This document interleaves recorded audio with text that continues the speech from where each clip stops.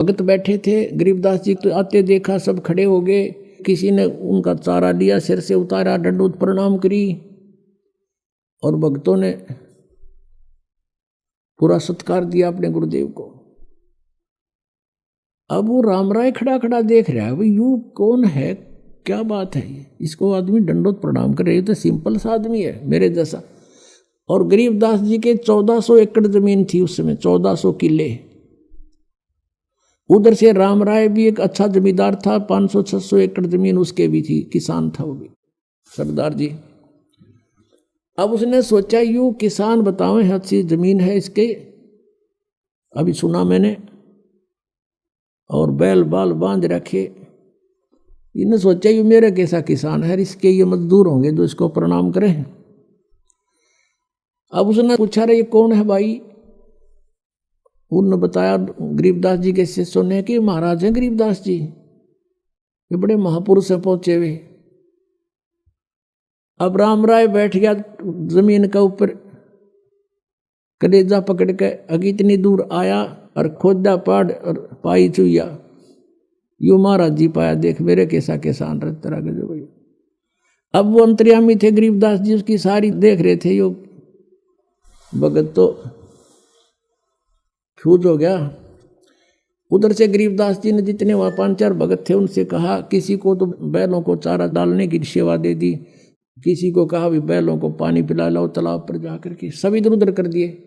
और अपने लिए एक बाल्टी रखवा ली पानी की नहाने के लिए। गरीबदास जी सामने नहाने लग गए पाटड़े पर बैठ के, और वो सामने बैठा था उसको बैठा दिया चारपाई पे, राम राय को बैठ जा। अब उस राम राय वहां बैठ गया।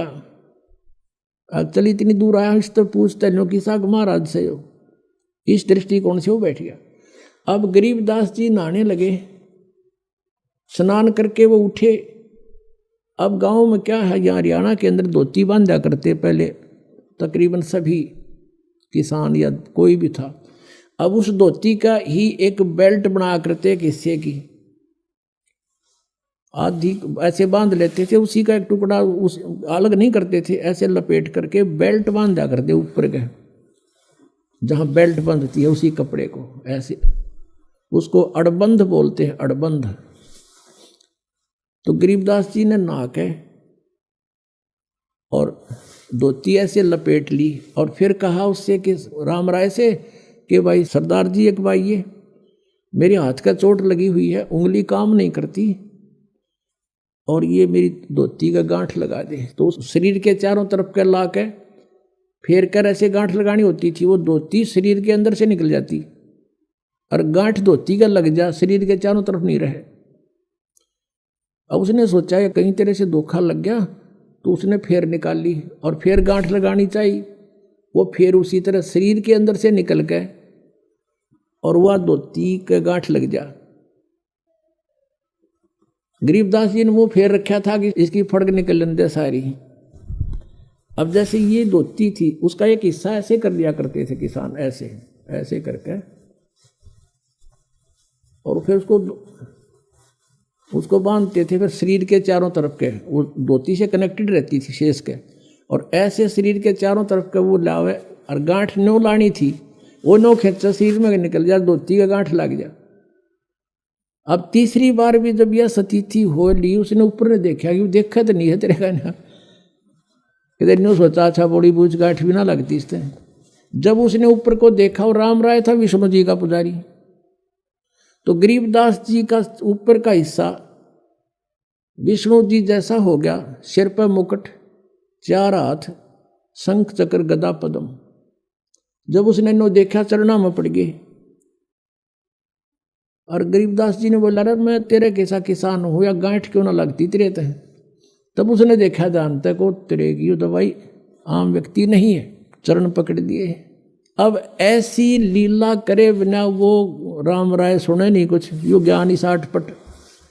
अब राम राय विवश हो गया कि ये तो भाई परम शक्ति है, विष्णु जी अवतार आए हैं, विष्णु जी ना है तो उसका अवतार जरूर है, मतलब हमारी ऐसी धारणाएं होती हैं। तो इसलिए उसको ये ज्ञान सुनाना, शरण में लेना, कहते हैं 100 साल सीधर मैं करूं अपने जन के काज। तो मालिक ने वाली लीला बख्शी, रजा बख्शी उस पर, वो ज्ञान सुनाया सारा।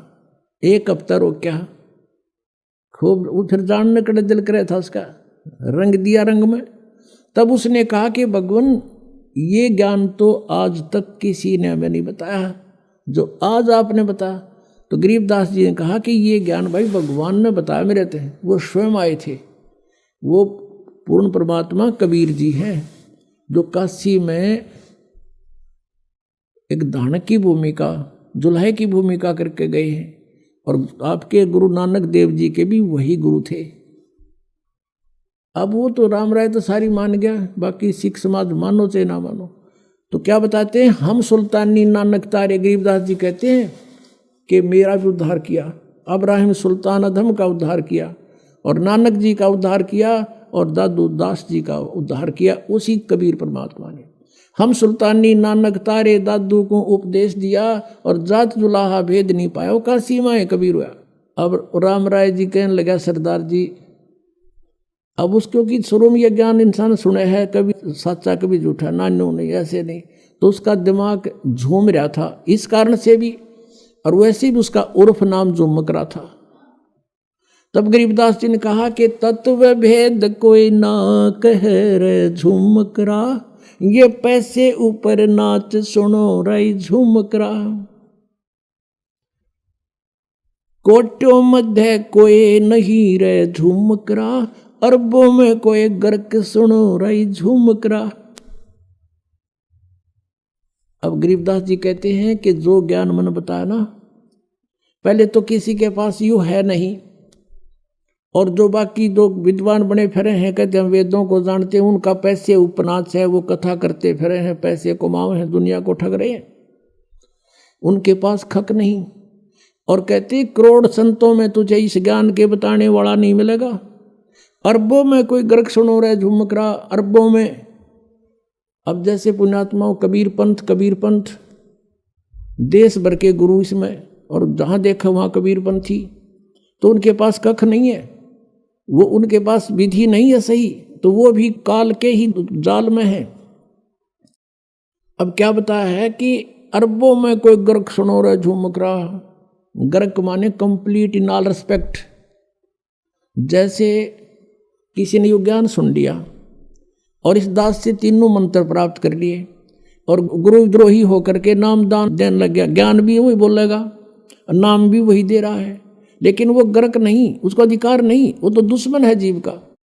तो ऐसे मान लीजिए किसी ने कबीर साहब की वाणी, इस कबीर सागर पढ़ लिया, जैसे कबीर पंथियों का आज तक जिसका भी इतिहास देखा है, जिसके भी वहाँ से यहाँ से आए हैं, उन्होंने बताया है कि वो ये नाम देते हैं, वो ये नाम देते हैं, और कोई कुछ नाम देता है, कोई एक पूरा मंत्र सा बता देता है, पाताले सब सिंधु नाम फलाना नाम, और कोई नाम देता है श्री गुरु सतगुरु वे नमः, ये एंड बैंड बोले सारे।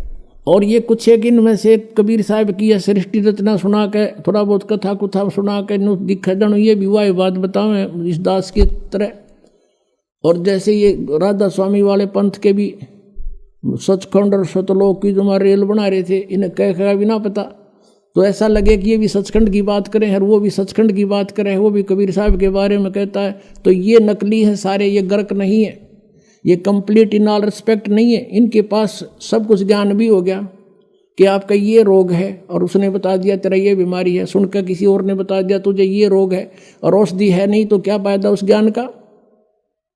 वो तो डॉक्टर के पास जाओ जिसके पास यह जड़ी है, और रोग भी बताओगा, और जाती दवाई देगा, ठीक हो जाएगा।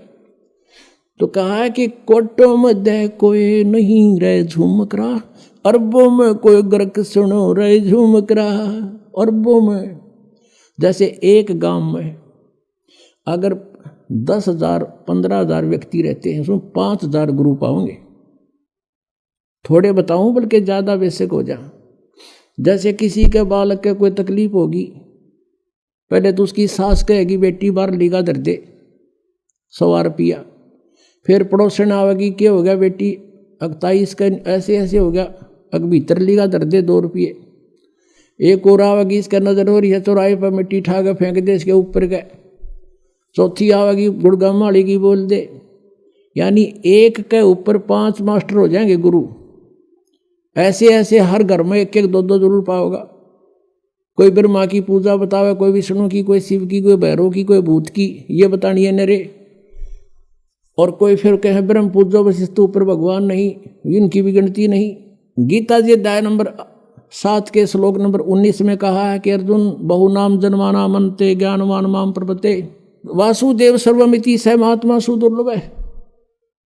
बहुत बहुत जन्मों के अंत के जन्म में कोई मेरी पूजा करता है, ब्रह्म तक पहुंचती है उसकी बुद्धि, ना तो अन्य देवताओं में फंसे रहते हैं। लेकिन ये बताने वाला कि वासुदेव सर्वमिति, वासुदेव यानी वो परमात्मा तत्परम, गीता जी अध्याय नंबर 18 के श्लोक नंबर 62 में कहा कि सर्वभाव से उसकी शरण में जा।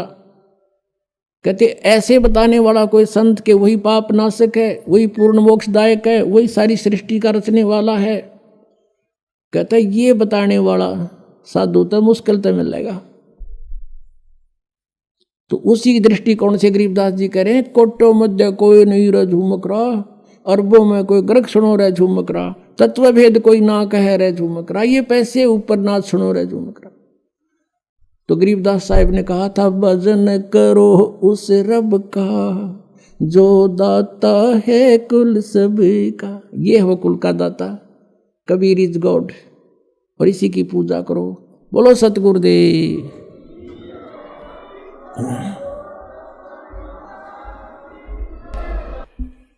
परम पिता परमात्मा सर्व सृष्टि रचनहार कुल मालिक सत्य पुरुष अकाल मूर्त सबद स्वरूपी राम, ये कबीर देव हैं, कबीर साहिब हैं, जो भारतवर्ष की पावन धरती पर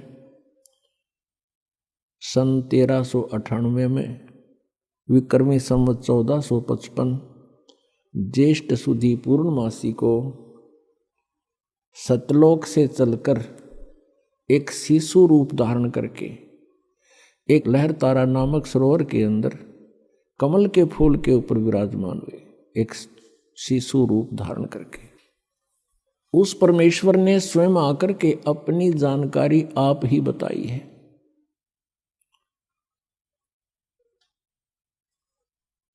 और उस परमेश्वर के बताए ज्ञान से काल के दूतों ने अपनी अलग अलग दुकानें खोल ली।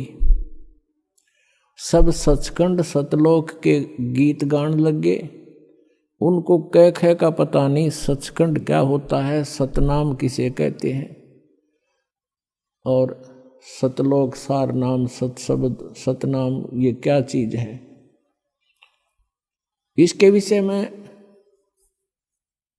आदरणीय गरीबदास साहिब जी, जिनको परमात्मा पूर्ण ब्रह्म अपने गुण, अपनी लीला, अपनी महिमा के अनुसार, अपने स्वभाव अनुसार जो लीला करते हैं, उस लीला के माध्यम से वो परमात्मा आदरणीय गरीबदास साहिब जी को गांव छुड़ानी जिला झज्जर हरियाणा में आकर के प्राप्त हुए थे।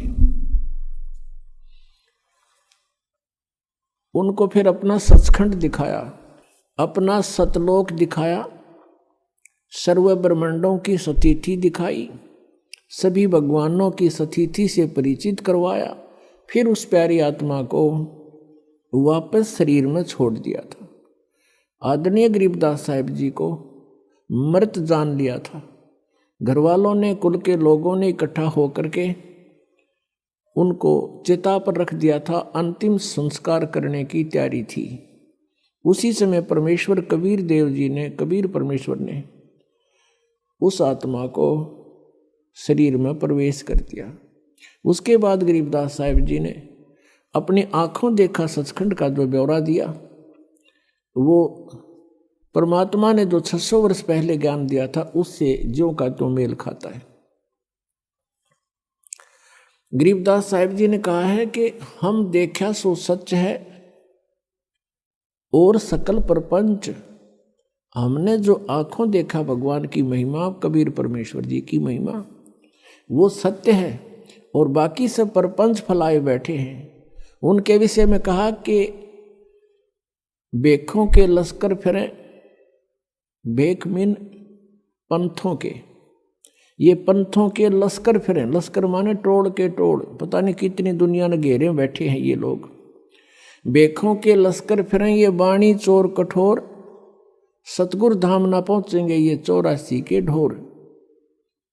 गरीबदास साहिब जी ने कहा कि जो कबीर परमेश्वर की वाणी को चुराकर अपनी दुकान न्यारी खोल ली, पंथ चला दिए, सचखंड का ठेका ले लिया, उनको पता कुछ भी नहीं है, तो उनके विषय में कहा कि ये बेखों के लश्कर फिरे, लश्कर माने पूरी सेना की सेना, और ये वाणी चोर कठोर, परमात्मा की वाणी को चुरा कर ये स्वयं संत बन बैठे, और अब सच्चाई को स्वीकार भी करने को तैयार नहीं, इतने कट्टर हो गए।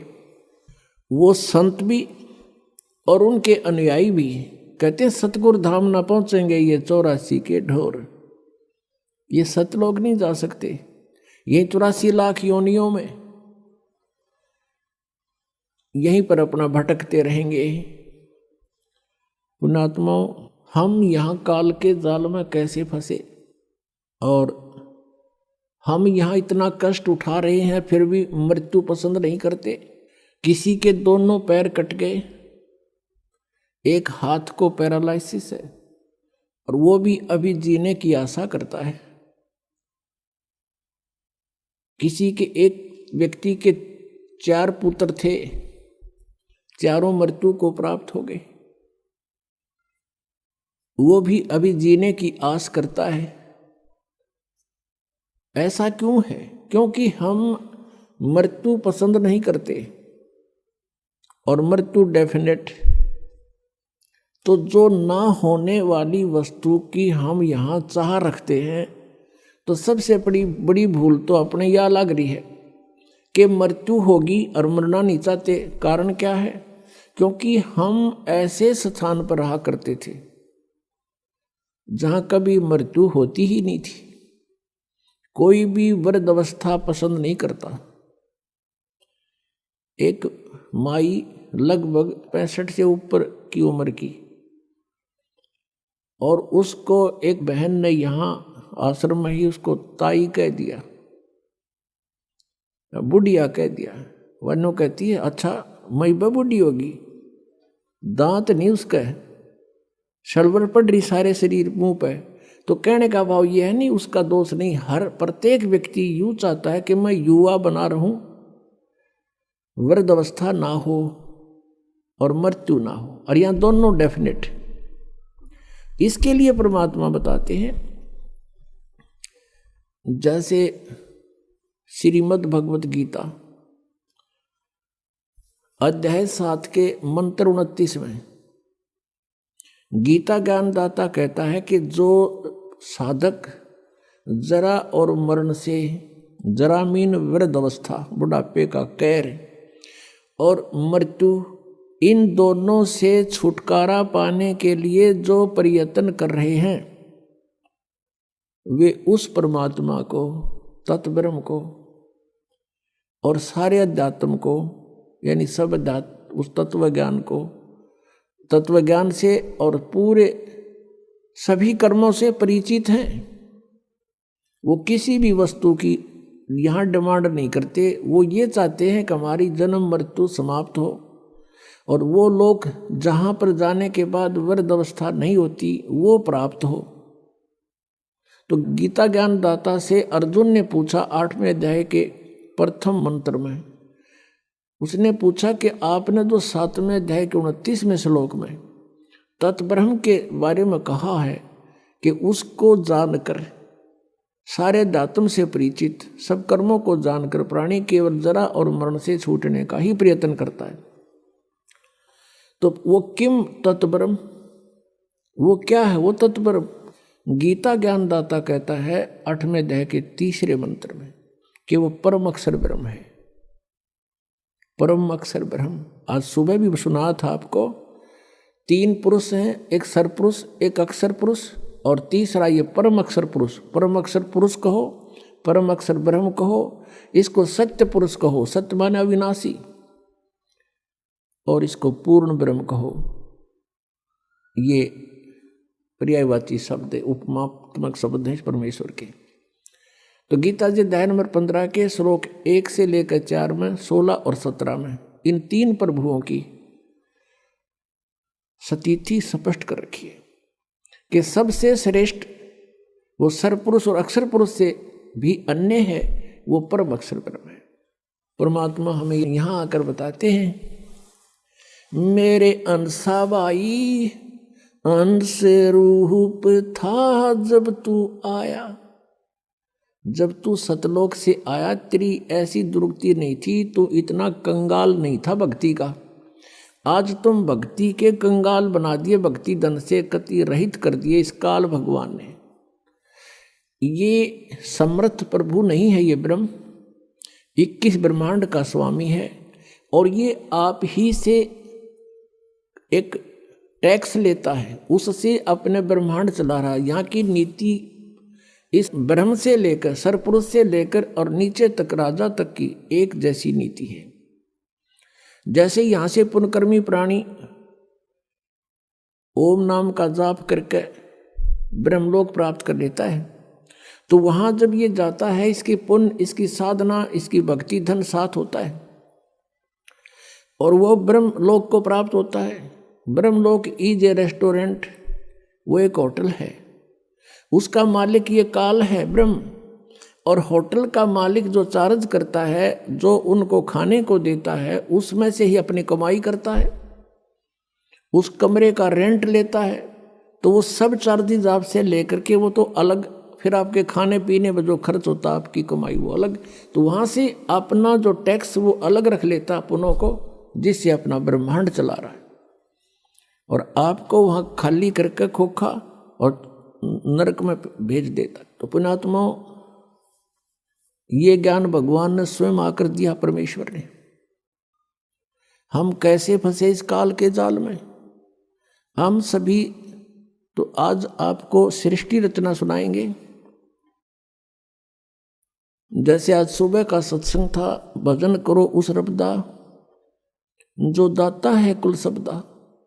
अब वो दाता कुल सबका जो दाता है, सबका पालनहार है, वो परमात्मा है कौन? अब उसकी जानकारी आपको होनी चाहिए। जब तक आप सृष्टि रचना से परिचित नहीं होगे, तब तक आप किसी भी सदग्रंथ को और परमेश्वर कबीर जी की वाणी को या परमात्मा परिचित जितने संत हैं उनकी अमर वाणी को आप नहीं समझ सकते, उसका अनर्थ ही कर सकते हैं। तो आप जी को परमात्मा की उस मास्टर की का ज्ञान कराते हैं। मास्टर की माने मुख्य चाबी। सृष्टि रचना परमात्मा को पहचानने की एक मास्टर की है। आज से 600 वर्ष पहले परमात्मा आए थे और उस समय ये ज्ञान प्रदान किया करते थे, उच्चारण किया करते थे, अपनी अमृतवाणी से बोलते थे, जो आदरणीय धर्मदास जी ने लिपिबद्ध किया था, लिखा था। और वो लिखा हुआ आज हमारे पास पवित्र कबीर सागर जी के अंदर, पवित्र कबीर जी की साखियों में, पवित्र शब्दावलियों में हमारे पास उपलब्ध है और पवित्र कबीर बीजक में। वैसे कबीर बीजक कबीर सागर से ही निकसित एक अलग से ग्रंथ उन्होंने वाणी छांट कर बना ली। तो वो परमात्मा ने स्वयं आकर के ज्ञान दिया था और उस समय परमेश्वर स्वयं कहा करते थे कि तुम जिन प्रभुओं की पूजा कर रहे हो, श्री ब्रह्मा रजगुण, श्री विष्णु सतगुण और श्री शिव जी तमगुण, ये नासवान हैं, इनकी जन्म मृत्यु होती है। ये समर्थ परमात्मा नहीं है, ये केवल आपको अपना किया कर्म ही दे सकते हैं, उसमें कोई परिवर्तन ये प्रभु नहीं कर सकते। इनका भी विनाश होगा और इनके आश्रित प्राणी भी विनाश को प्राप्त होंगे। तो ये पूर्ण मोक्ष नहीं हुआ। और गीता जी अध्याय नंबर 15 के श्लोक 16 में 2 पुरुष बताए हैं। सरपुरुष ये ब्रह्म है, इसको सरब्रह्म भी कहते हैं, काल रूपी ब्रह्म भी इसी को कहते हैं। और अक्षर पुरुष ये परब्रह्म कहलाता है। ये दोनों पुरुष नाशवान है, दोनों भगवान नाशवान है प्रभु,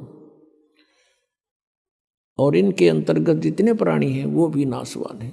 केवल आत्मा तो किसी की भी नहीं मरती, कुत्ते की भी नहीं मरती। गीता जी अध्याय नंबर 15 के श्लोक 17 में तुरंत कहा कि उत्तम पुरुष तू अन्य परमात्मा इति उदाहरते। वो श्रेष्ठ परमात्मा वास्तव में भगवान तो कोई और है जिसे परमात्मा कहते हैं, जो परमात्मा कहलाता है और वो ही तीनों लोकों में प्रवेश करके सबका धारण पोषण करता है। वो अविनाशी परमेश्वर है। उस समय इन नकली गुरुओं ने, नकली ब्राह्मणों ने, ब्राह्मण का अर्थ यहां पर कोई जाति विशेष से नहीं है पुण्यात्मा, ब्राह्मण सोए जो ब्रह्म पछाणे और पंडित सोए जो पिंड की जाने। जैसे पहले कोई वैद्य होता था, बहुत ही अच्छा वैद्य था, नब्ज नाड़ी देख करके रोग जान लेता था, अच्छी औषधि देता था, रोगी स्वस्थ हो जाता था। धीरे धीरे उसकी प्रसिद्धि फैल गई, उसके 1-2 पीढ़ी तक भी वैद्यगाई करते रहे।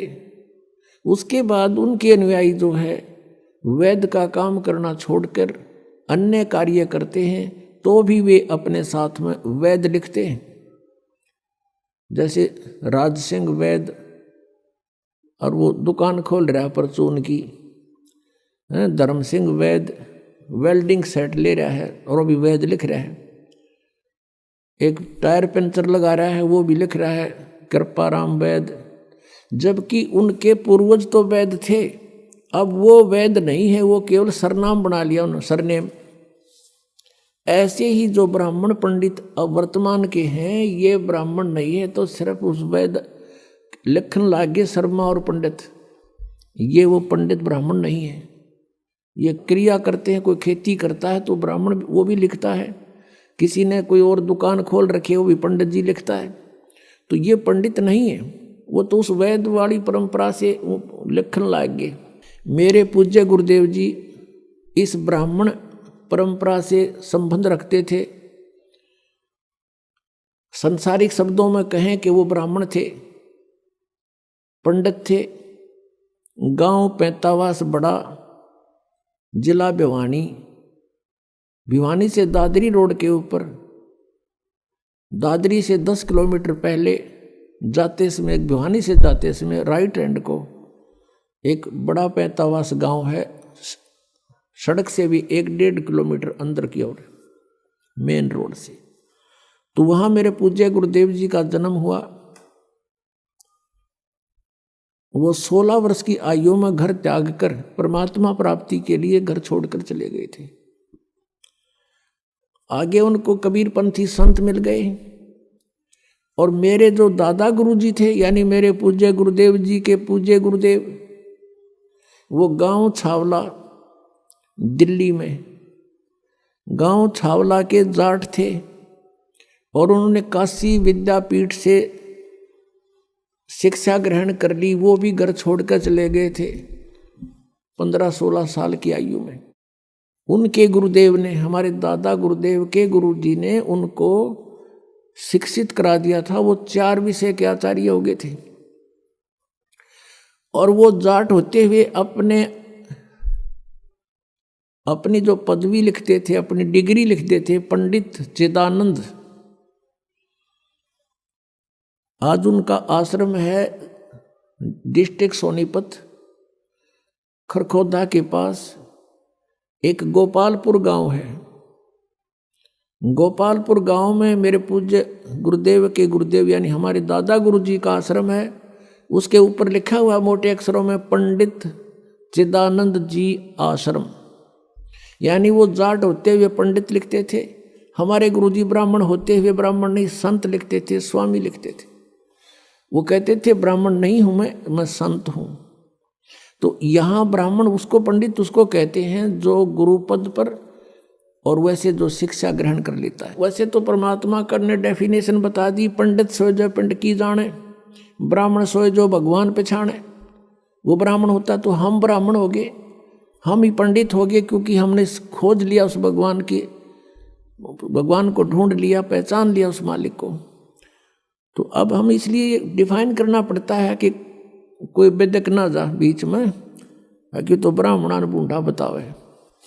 तो वो नकली जो ब्राह्मण थे, जो वेदों से परिचित नहीं थे और पवित्र पुराणों से परिचित नहीं थे, पवित्र गीता जी के ज्ञान से वो परिचित नहीं थे, वो विरोध किया करते थे परमेश्वर कबीर देव जी का, कि कबीर अशिक्षित है, ये सदग्रंथों को नहीं समझ सकता, इसको अक्षर ज्ञान नहीं है, जिस कारण से ये ब्रह्मा विष्णु महेश की बेइज्जती करता है, हमारे देवताओं को हीन बताता है, इनको नासवान बताता है, ये निकम्मा व्यक्ति है, इसकी बातें मत सुनना।